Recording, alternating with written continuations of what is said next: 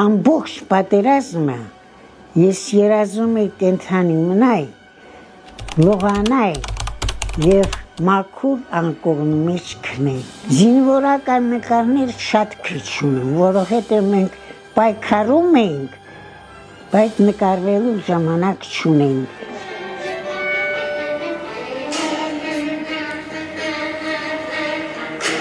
Седьмая симфония Շոստակովիչը դա այնպիսի աշխատանք է, որը կատարվել է պատերազմի օրերին։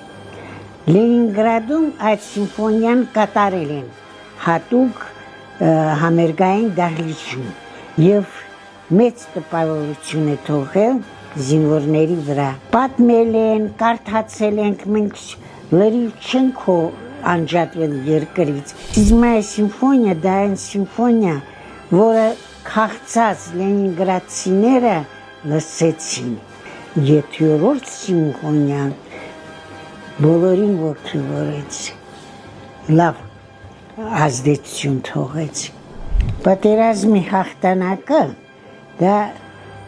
մեր ամենացանկալի հաղթանակն էր, գիտեք, ամենացանկալի։ Բոլորս ուզում ենք կենդանի մնա, բայց բոլորս չմնացինք։ Մարդիկ կային, որ վերջորներ զոհվեցին։ Ուզում եմ, որ խաղաղություն լինի։ Ուզում եմ, որ մեր գալիք սերունդները հանգիստ ապրեն։